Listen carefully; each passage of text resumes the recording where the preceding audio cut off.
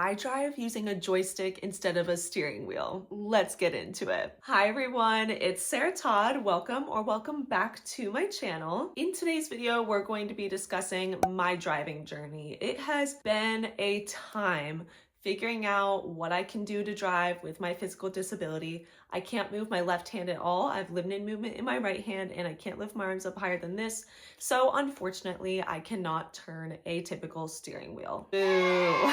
This makes driving such a process for me because I can't just go out and buy a car and start driving.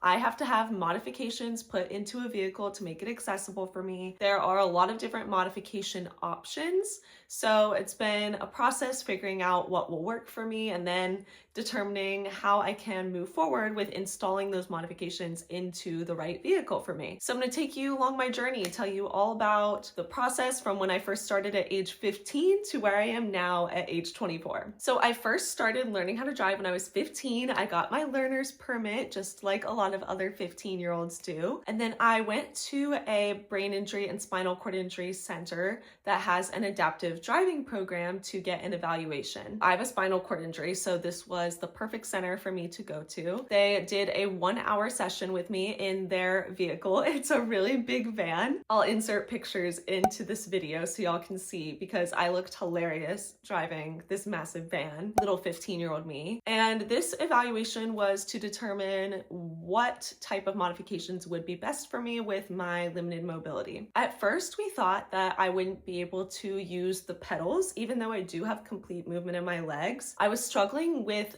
figuring out where the gas and the brake were without looking at them. So they thought that I might have a little bit of proprioception, which basically just means that you can't really tell where your body parts are unless you're looking at them. But I actually was able to eventually drive with the pedals. We figured that out later. During this session though, since they thought I couldn't use the pedals, they had me driving with a joystick that controlled the gas, the brake, and the steering wheel all in one. It was actually quite scary, but very incredible that this is an option out there. So they placed the joystick to my right. I put my hand on it like this. And for gas, I would just push forward. For brake, I would push back. And then to steer, I would just move it left and right. And I barely needed to move my hand at all. It was actually incredible. But I really wasn't a fan of controlling the gas, the brake, and the steering wheel with just my right hand. Like that felt like a lot. So I really wanted to try to be able to use the pedals. So had this evaluation done when I was 15. Then when I was 17, over the summer, I went back to the center where I first got the evaluation done. And I did 2 weeks of driver training with them so that I could eventually get my driver's license at the end of the training. And we decided to have me try using the pedals again just to make sure that I couldn't do it. And in doing that, we actually found out that I could use the pedals. So that was really great because I wanted to be able to use the pedals because it just seemed better to not have like so much control of the vehicle in just my right hand. So I learned using the pedals as normal, but I was using a joystick to control the steering wheel. So the joystick would sit to my right. I would have my hand on it just kind of like this.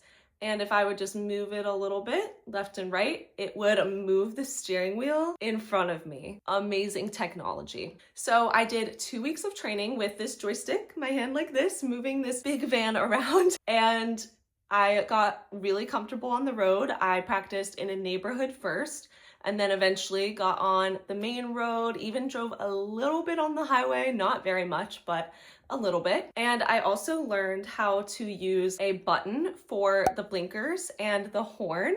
So we attached this little blue button to the joystick box to my right so that when I needed to use a blinker or the horn, I could just hit it with my leg. So I believe if I needed the horn, I would just hit it once. And then for either the left or the right blinker, I would hit it twice. And for the other blinker, I would hit it 3 times. So there were a few times when I was driving and I would be at a stoplight and would accidentally hit the horn instead of the blinker. And it was so embarrassing, but really cool to be able to use the button for the horn and the blinkers. And then I also had a touch screen in the vehicle that I could use to turn the car on and off, do the windshield wipers, windows, headlights, gear shift, all of those kinds of things. So really impressive tech. The downside to all this technology is its cost. So the tech that I was using to drive is incredibly expensive because it's very specialized technology. It requires a lot of labor to install into a vehicle. And they were telling me it would cost like $90,000. I know, I think we've got to hold a moment of pause, a moment of silence for that cost to let that sink in. And that does not include the cost of the vehicle. So incredibly expensive tech. This is the tech that a lot of quadriplegics will use. So people who can't really move much of their body at all. I originally was paralyzed from the neck down, so I know what that is like. Was able to recover a lot. But with the movement that I've recovered, I just don't have enough shoulder strength to be able to do the steering wheel. So I'm still using incredibly specialized technology, even though I do have actually a good amount of movement, especially in my legs. So the cost is a big barrier, okay? But I needed to learn how to drive, needed to see what would work for me and what didn't. So did this 2 weeks of training, and at the end of the 2 weeks, I got my driver's license. Yay. So I actually took the driver's license test in the vehicle that I learned in, which is the center's vehicle. So felt really accomplished getting my license at age 17 after doing all of that training. It was such a big moment for me. But after that, I was headed off to college in like a year, and I did not need a car at college. Like, the campus was very walkable. I wasn't going to be coming home unless it was a break, so I really didn't need a car. So I was like, okay, I have my license. That's fantastic because now I have it and I've gotten that part done. And then when I actually need to buy a car, I can pursue things more easily. So I kind of put the car stuff on the back burner while I was at college from 2020 to 2024. Then I graduated and I was like, I need to figure out my car now. I need to drive. And what actually ended up being a big motivator for me to figure out how I could drive was my friend Ryan, shout out Ryan. She has a disability that also impacts her arm movement, just like me. Hers impacts her in a different way than my disability impacts me, but she uses a Tesla with self-driving to enable her to drive. So she is actually able to use the steering wheel in the Tesla, which I would not be able to do, but she uses self-driving most of the time and then just takes over when needed. And I drove around with her a lot and was so impressed. This vehicle has given her so much independence, and I was like, wow, okay, I obviously can't drive using the steering wheel like you can, but the self-driving could be really helpful for me. Just a disclaimer, I know that self-driving is not fully autonomous. You still have to be able to drive. I think a lot of people have that misconception about self-driving. No, it is definitely not fully autonomous. It's not perfect. It makes mistakes. So you have to be able to take over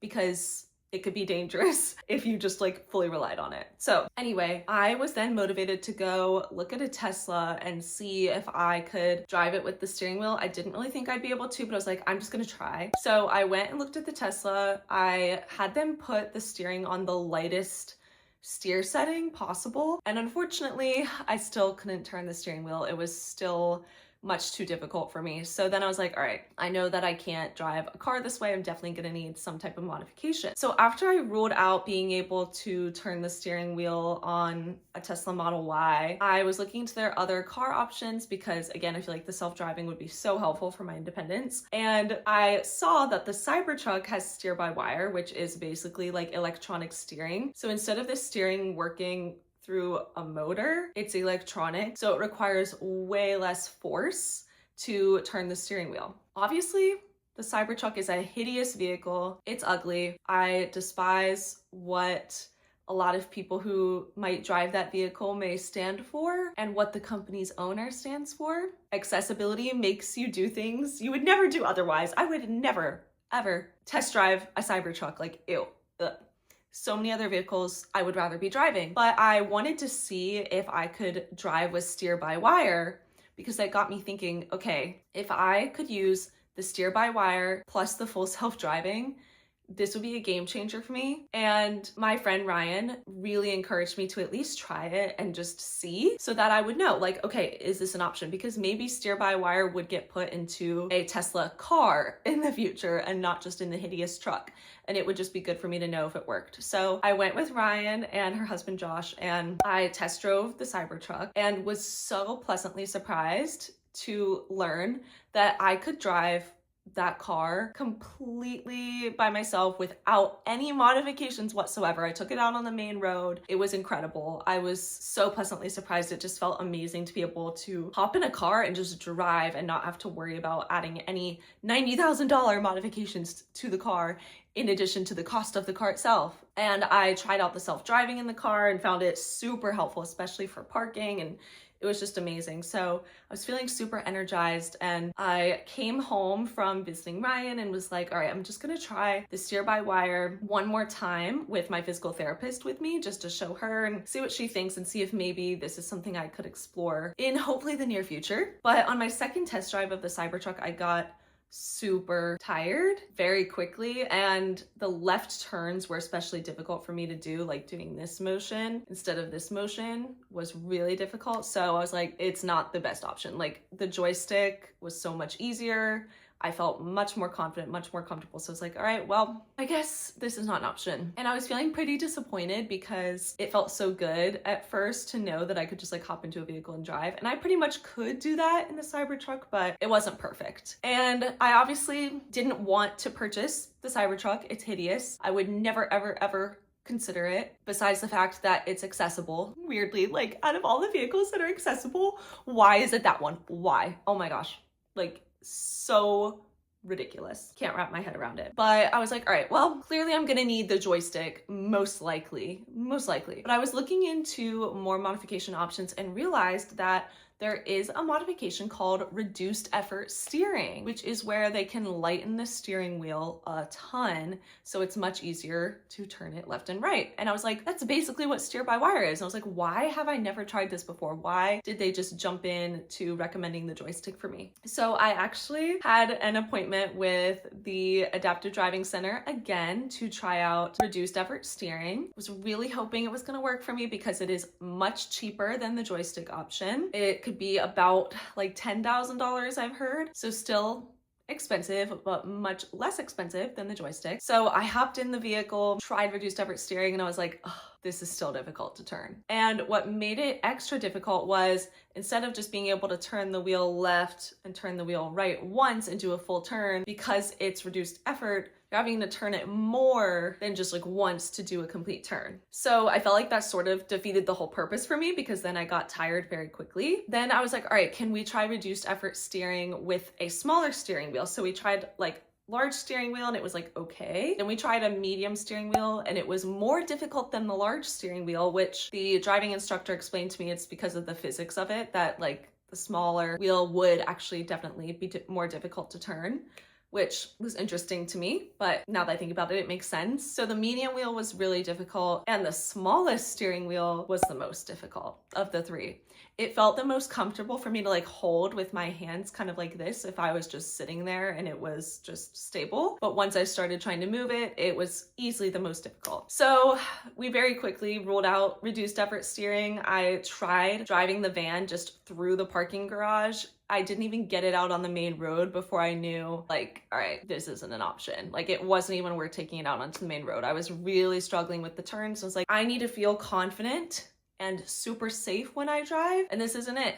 It's not it. So I am disappointed that reduced effort steering is not going to be an option for me, but I'm very happy to know now that I can comfortably move forward with my plan of pursuing getting the joystick put into a car, and know that I've tried all my options and that this is what works for me the best. So now where I am with my driving process is I'm pursuing funding options. So I'm working on getting funding for the modifications that I need. I will have to purchase my vehicle myself because the funding source that I'm working with, they don't work with you to fund your vehicle. They work with you to fund your modifications. So I have to submit some paperwork for that, try to start that process. And I'm thinking of purchasing a Tesla so that I could hopefully use the self-driving for like long road trips. The only thing though is I'm not positive if the self-driving is compatible with the joystick. And I've asked around a few people and I can't really get a straight answer because these people that I'm working with, they don't really know anybody who's actually installed a joystick in a Tesla yet. I might be like one of the first people or the first. So it's kind of a waiting game to see if I'd be able to use the self-driving. I don't absolutely need the self-driving, though I do think the self-driving would enable me to do a long road trip. I probably wouldn't really be able to do a long road trip without it because I would get tired too quickly. So I am hoping that that'll work. It's a shame that Tesla is the car company that's so accessible. I mean, the vehicles I've looked at are incredibly accessible. The Model X, you can open the doors with your phone or just by approaching it, like tapping it, and then you can close the passenger door by putting your foot on the brake or by using the touch screen in the car. Like, it's incredible. And then with some of the other models, they don't have those door features, but you can unlock the car with your phone. The key is just a little key card instead of like an actual key. You can open the trunk with your phone with your voice. You can do windshield wipers with your voice. You can do heat and cooling with your voice. Like, so many features that are so amazing. Oh, one of the greatest features in the Tesla is the gear shift. It can predict which direction you're gonna go, and you can also use the touch screen to tell it which direction to go. So that's incredibly accessible because a lot of vehicles, the gear shift is incredibly difficult to do. So I love how accessible it is in the Tesla. So like I said, it just stinks that that's the brand that makes such accessible vehicles for my disability. But I am 24. I have never owned a car. I need a car to get around. There are not enough walkable cities in the United States. So I need a car. I'm tired of relying on people to drive me to doctor appointments, drive me to the grocery store, drive me to socialize, or having my friends pick me up to socialize. Like, I feel bad always having to ask people to drive me around. And I just want to be able to have that freedom and independence to live my life and be able to do my job and all those things. So I'm getting closer. I'm definitely going to keep you all updated on where I end up in the process because it's been a long one. It has been a 9-year process at this point. I started when I was 15 and now I'm 24. Hopefully I will actually be able to have a car and get the modifications put into the car this year in 2026 because I'll be turning 25 this year. So it'll be 10 years. And I'm like, that's a long time coming. It is about time. I am sure that people have even more questions than what I was able to cover in this video, but I promise you all that I will keep you all updated as I figure out this driving process. It's very frustrating and time consuming, but it's also very exciting because I know that I will get there one day. And once I have my car, oh my gosh, the freedom that I will have, I will never take that for granted, ever. It will be so special to me because I know what it's like to not have that freedom and independence, and I'm just going to really cherish that. And every time I get in the car, be so thankful for it because it's really tough not having that freedom and independence. And that's something that many non-disabled people take for granted every single day, especially non-disabled people who just hop right on into their car and just drive away and don't even think about it. So very excited to hopefully be making progress in this whole driving saga this year. It was so nice to just sit down and chat with y'all about this. I could talk about the driving stuff forever. There's just so much to say. It's very interesting and just so cool. I hope you all found this video educational, enlightening. If you have questions, please do leave them down below because like I said, I'm definitely going to be talking about this some more in the future. Thank you all so much for watching. It means a lot to me to have you all here supporting my channel. Please do subscribe. I'm trying to post more long form videos as of late, so there will be more videos from me in the future, and I will see y'all at the next one. Bye everyone.